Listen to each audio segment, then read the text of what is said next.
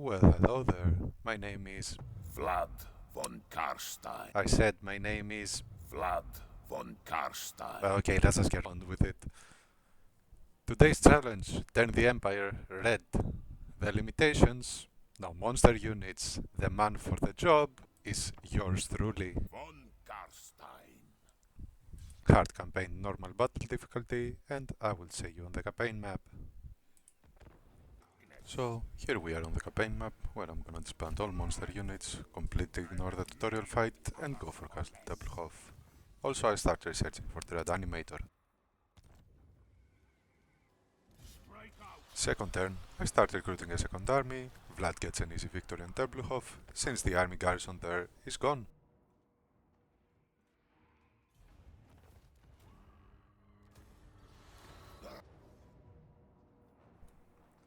First fight on the campaign starts, and now it's a perfect time to talk about strategy. The main focus will be Graveguard units, so everything will go towards buffing them, and Blood Knights later down the line. By abusing the totally legit and not broken mechanic of Raise Dead and Battle Sites, the Vampire Couch get access to the entire roster early on. As for the Bloodlines, there is only one option to go for, and that's the Blood Dragon Lords. A quick thing about Vlad's starting army. It's quite ridiculous. That single unit of Blood Knights, combined with the Black Coach and the Vampire Lady, will be carrying me up until the end game. Not to mention the 3 units of Graveguard. Like, what?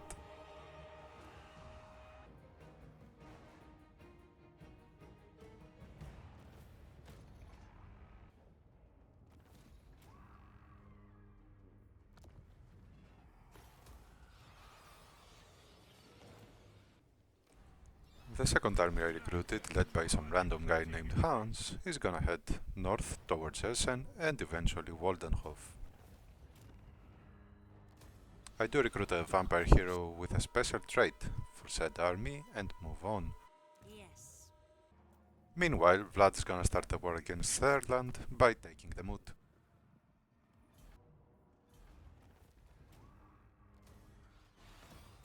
Over the end turn, Hans gets attacked while laying siege on Essen, so it's time to fight. Now, defenders really like to go out and fight in these situations, so we will see this a lot of times during the campaign. The vampire recruited earlier had the Master of the Dark Arts trait, which gives 4 use of Spirit Leech for free. Combined with her own Spirit Leech, their leaders and heroes didn't stand a chance, so an easy victory for us.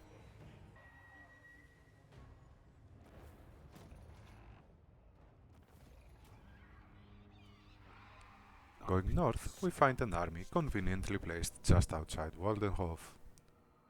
When this happens, you can pull the garrison and the garrison army into the fight, which will make the battle for the settlement easier afterwards. Even though they had some better units like Graveguard, the outcome was the same as before. They never stood a chance really.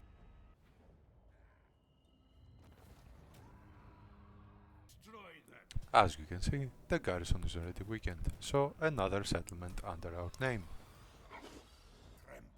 I wanted to continue towards Wurtbad, but the settlement was under siege by this Beastman army, and we can't have that, so a declaration of war was in order.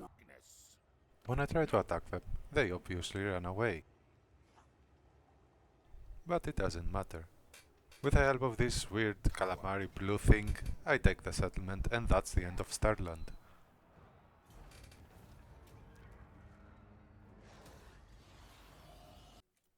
Next on the list is Everland. I exploit some goblins for a bit of money and proceed to take Everland's territory.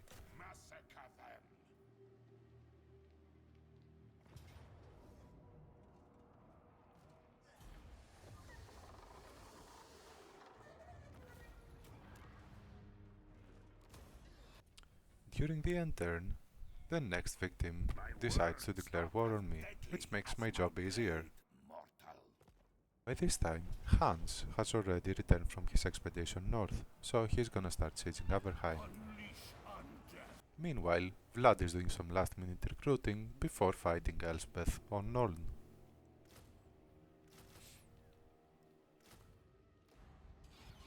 and to no one's surprise, she attacks on the end turn.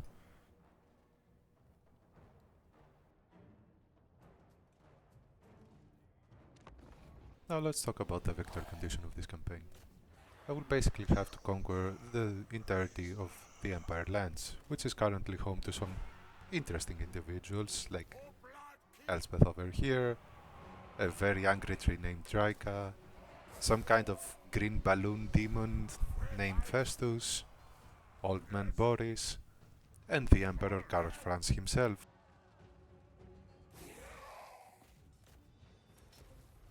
Vlad von Karstein.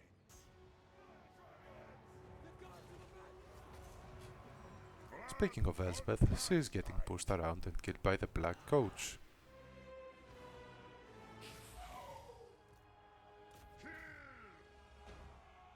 Her army soon after follows, and the battle is over. That didn't last long, did it now? On the same turn, Hans is getting attacked on Averheim, but I will take the easy auto-resolve and add another settlement to the collection. Vlad is getting ready for the siege of Nuln, but let's be honest, they will attack as soon as I press enter. And there it is, Nuln is mine. From here on out, it's a simple cleanup operation. With Elspeth dead, there is no particular resistance.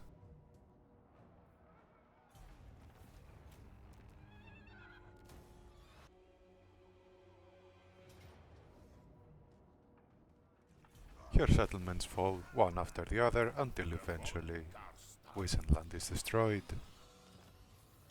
Next on the chopping block is the small goblin faction which we extorted for money earlier. Hans will be the one dealing with this, and he will make short work of them. Although we did lose some settlements due to their attacks, nothing major happened during his conquest. It was around this time where I decided to raise another army, and the one leading said army is Mr. Odo, a Blood Dragon Lord. He is a special lord gained from the Bloodlines mechanic of the Vampire Counts. These types of lords have access to the Vampire Lord of Magic, they give very good buffs and upkeep reductions to Graveguard and Knight units, on top of being absolute monsters themselves in combat. As I say, they are very good. Meanwhile, Vlad keeps the pressure on the humans by going for Talabheim.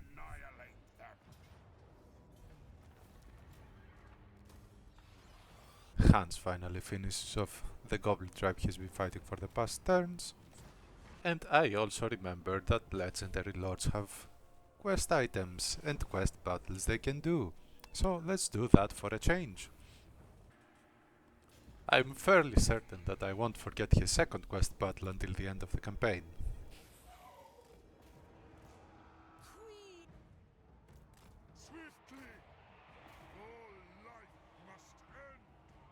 Going over the fight, it was actually kind of annoying. Reinforcements came from different sides of the battlefield, forcing me to run around chasing units.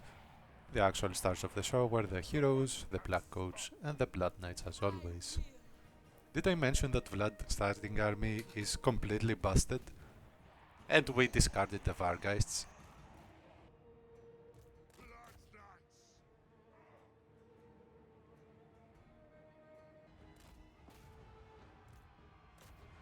Oh yeah, about the fight. Chase down the units, wait for them to break, easy victory, Blood Drinker acquired.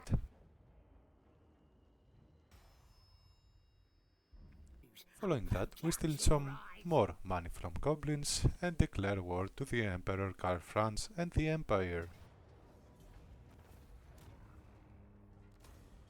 And soon after, we double stab them and declare war to the goblins as well. Over on the east side, while Odo was recruiting some units, I saw something shiny close by, so obviously I had to take a look. Turns out it was an ambush by a very interesting army guarding something called the Nemesis Crown. It looks very cool, but I'm here for the money, not the item, so seal that thing away and move on. Over the end turn, Carl decided to come out and say hi to me, but I wasn't in the mood for his nonsense, so I took the auto-resolve. Altov was the next target, guarded by what looks to be a million halberds, so I'm sure that's gonna be a fun fight. And of course they attack over the end turn. Now I didn't like the high casualty rate that the auto-resolve was giving me, so we have a fight on our hands. The strategy for this one is fairly simple. Take all our good units, get them somehow to their backline, clean up whatever is in there, and while we do that, we pray that our front line won't crumble in the first 2 minutes.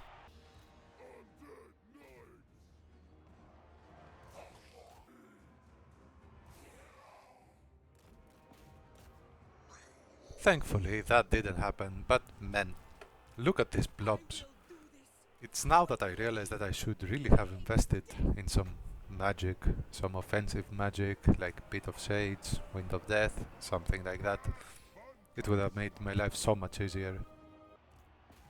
Anyhow, some cycle charging, healing and grinding later, they start breaking and we get a not so easy victory.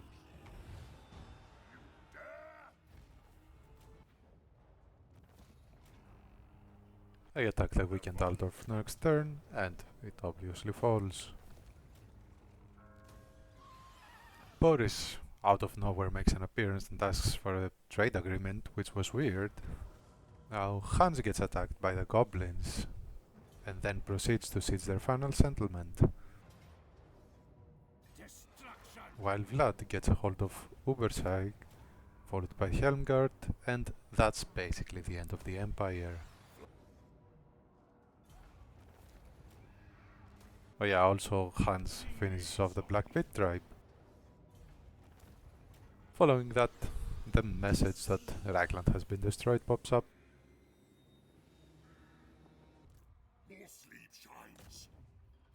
I actually start getting tired of dealing with this blue nerd, so it's time to purge him from this world. He does survive the first attack, but not the second. It's here when the game decided that I'm having way too much fun with this campaign, so out of nowhere, Gorbat declares war. I haven't even seen the guy. Odo will be the one to deal with the situation, so he is going for an expedition towards the Badlands. At the same time, Vlad goes north to eventually deal with the Green Demon, because I am sick of getting plagues every other turn on my settlements, and we recruit another army using our second Blood Dragon Lord. I eventually declare war on Festus and start getting some of his territory with Vlad.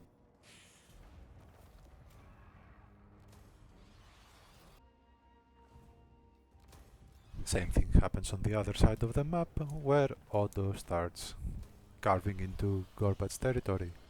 This ominous message pops up, but I didn't know what it was, so I skipped it. Odo is getting ready for his first fight of the campaign, and it's gonna be a good one.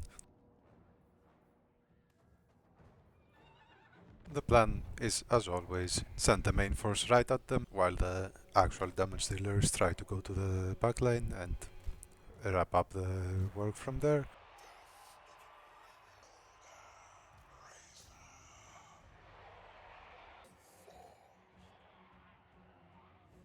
This fight was another great example of why you should get at least one hero that has offensive magic in your army. So don't be like me, do yourself a favor, get a vampire with any lore of magic really.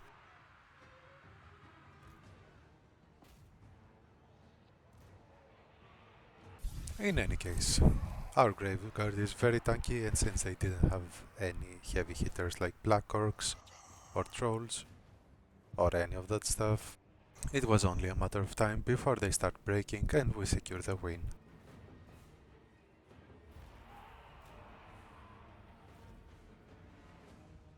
Wait, why is that the close victory? How? Anyway, this was another example where you attack the army outside the settlement to pull all the units into the fight, kill everyone and take a free settlement afterwards without having to do the siege fight. Going up on the map, Vlad keeps on bullying Festus.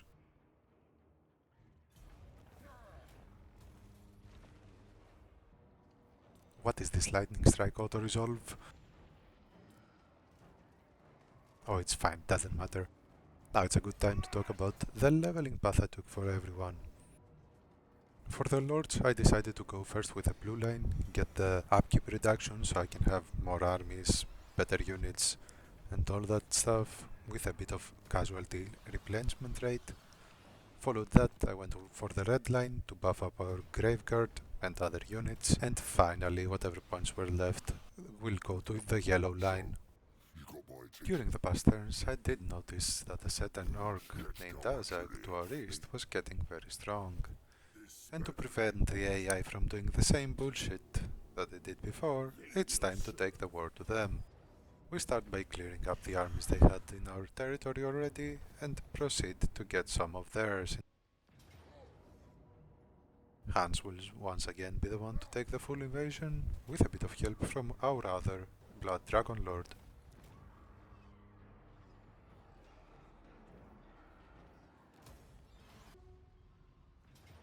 Vlad and Toto continue their respective tasks, and it's a full-on capturing spree for everyone without much resistance. Back to the level topic, for the caster heroes I went for the magic line obviously, followed by the yellow line. For every other hero it was just a yellow line. Now I should have probably invested in their blue line skills and buffs, and have agents on the field to help me scouting ahead and stuff, but it's my first campaign so I didn't bother. The world will drown.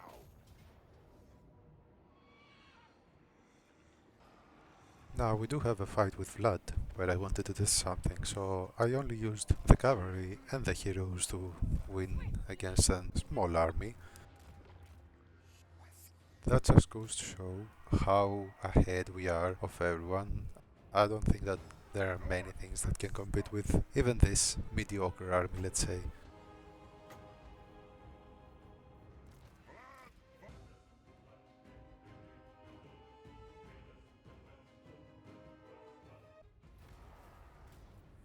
In any case, this was a very easy fight.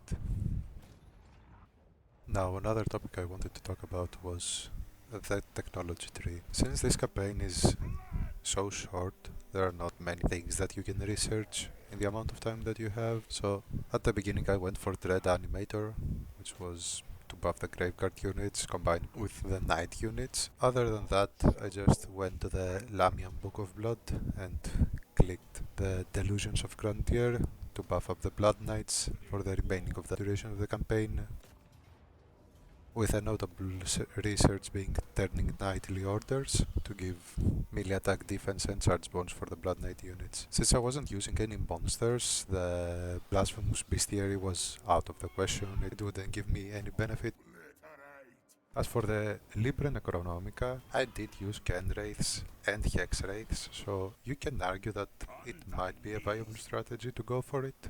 They do get some barrier hit points, which is pretty good, and they essentially double their healing cap, but it's up to you. Going back to the campaign, a rock army attacked at some point. They had a pretty strong army for the current defenses, so we did lose some fights. They didn't take any territory though.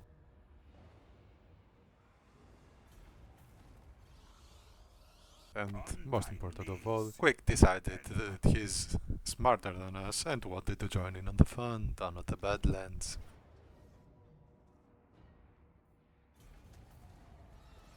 On a bright note, Vlad finally finishes off Festus and his faction is destroyed. No more plagues for us. Thumbs up.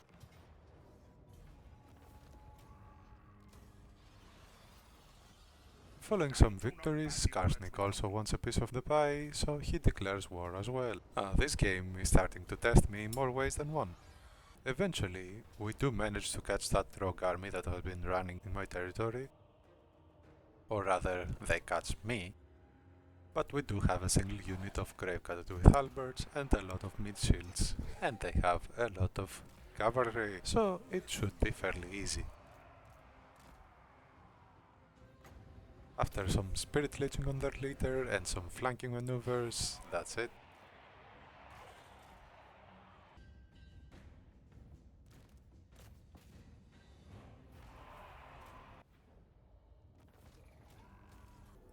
Odin Hans are doing some solid work on the borders of my territory, pushing back both Gorbat and Azag, which are both on their last legs by now. I should mention that they did offer me a lot of peace treaties, which I obviously declined. Next up, Odo is gonna attack Clan Mor's army, which is gonna be the first fight against the rats, and how many artillery they have. We start by deploying the main army at the back, so they don't get shredded to pieces, the cav units on the left, and Odo will go up front, trying to do some evasive maneuvers, waste some ammo, and wait for the cav to go back there, to help him. When their main army starts moving forward, it's our time to strike, so we do just that, and we take care of their entire backline. What follows is a very nasty Wind of Death that gets over 300 kills, and well, that basically seals the deal for this fight.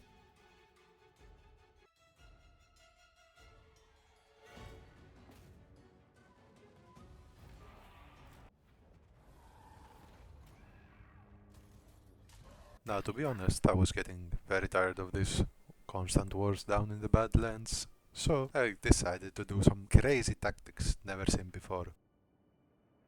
I basically gave Quick and Skarsnik one trust settlement each that I wouldn't utilize in the slightest, so they don't bother me again. I did exactly the same with the weird old man to the west, but that was for a defensive alliance, which gave us around 30% of the territory needed for our victory condition.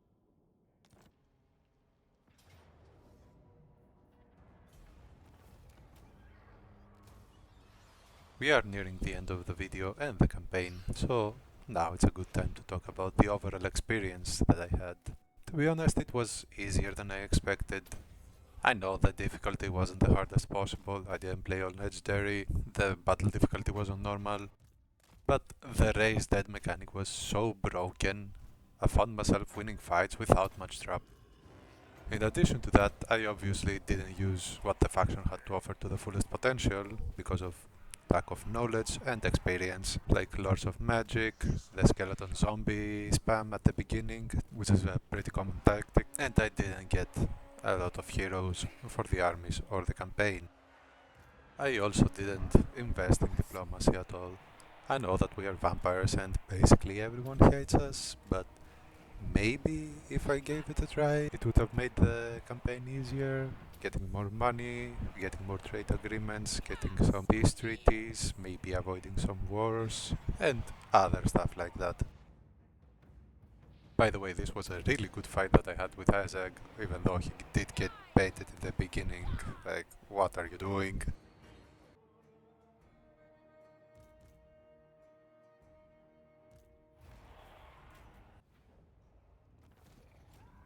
But wait, hold the phone, everyone calm down. I finally remembered that Vlad has a second quest battle on turn 55.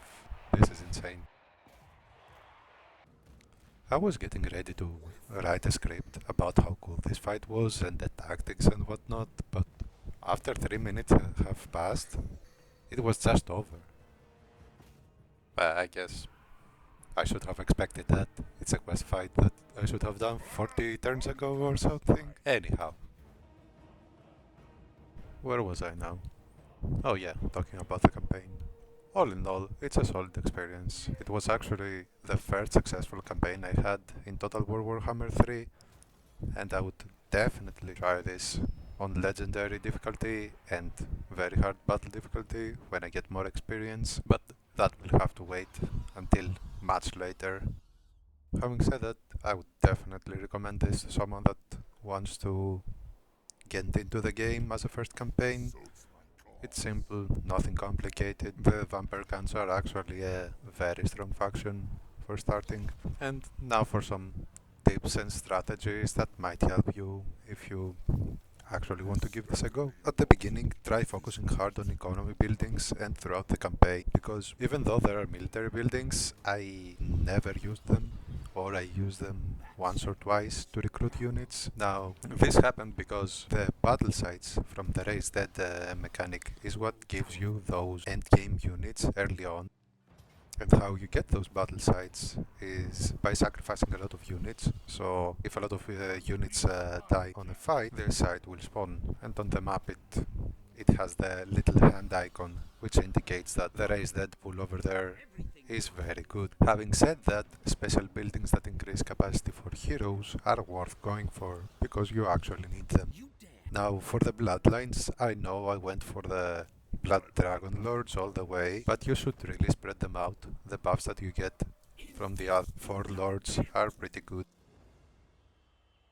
Another thing that I want to mention is that settlements in this game are valued so high for some unknown reason. So if you ever get a settlement that is not suitable climate for your faction, or you don't plan on building it up, or even you just conquered it for the fun of it, you can trade it for some money, trade agreements, alliances, everything. Now, I know that the second half of the video wasn't so much about the campaign and the fights, but it was more of a personal opinion about the faction, about how easy the campaign was. This is actually intended. I wanted to give my opinion on stuff, and I will keep doing it on my videos, so you guys actually know how it feels to play the campaign, or how I feel about playing these campaigns. I think that pretty much covers what I wanted to say. So let's see what actually happened in these final turns. It was basically just tying up loose ends. I did declare war on Draika, but she didn't have anything in terms of defenses, so easy settlements for me, and I did manage to get every army towards the center of my empire. We did destroy most of our enemies.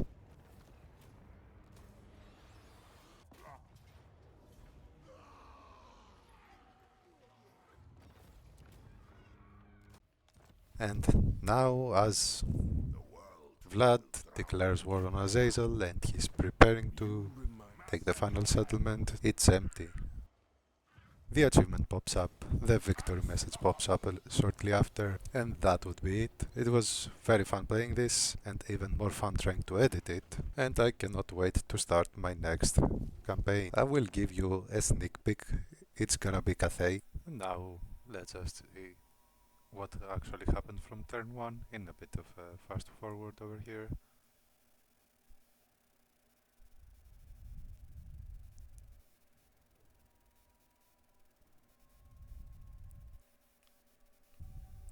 Why did my screen turn black? What is this? Hello? My blade is ready. My body, heart, and soul for the lady. What was that? I protect Bretonia. Oh no, not the French men. For Bretonia, I fight!